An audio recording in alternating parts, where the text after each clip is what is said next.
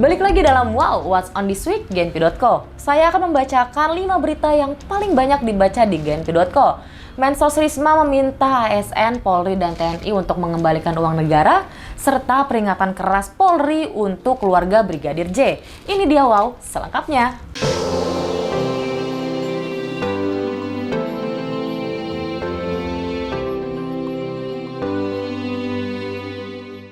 Berita yang kelima, Menteri Sosial Tri Risma hari ini meminta uang negara dalam bentuk bantuan sosial yang diterima oleh ASN, Polri, dan TNI untuk dikembalikan.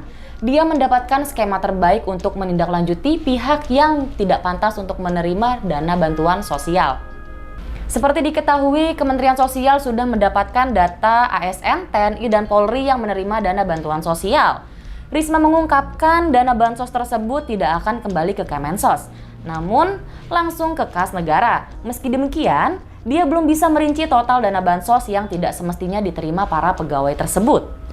Berita yang keempat, pengamat Roby Sugara mengingatkan kepada Panglima TNI Jenderal Andika Perkasa terkait dirinya bakal menjadi calon presiden. Hal ini terkait namanya masuk dalam bursa capres, padahal dirinya masih menjabat sebagai Panglima TNI.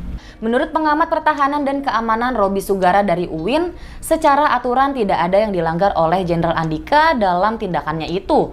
Tetapi secara etika mencederai profesionalitas TNI di kemudian hari. Roby menyebut sejumlah alasan kinerja Andika sebagai Panglima TNI berpotensi ganda dengan kepentingan politik pribadinya. Berita yang ketiga, Sri Mulyani membawa kabar gembira bagi warga Indonesia. Dia menyampaikan realisasi APBN mencatat surplus sebesar 73,6 triliun.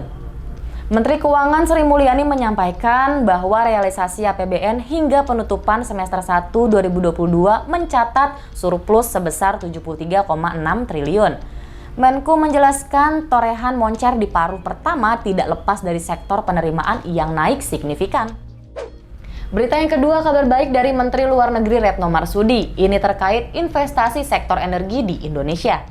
Menteri Luar Negeri Retno Marsudi menyampaikan beberapa perusahaan Republik Rakyat Tiongkok berminat untuk melakukan investasi sektor energi di Indonesia.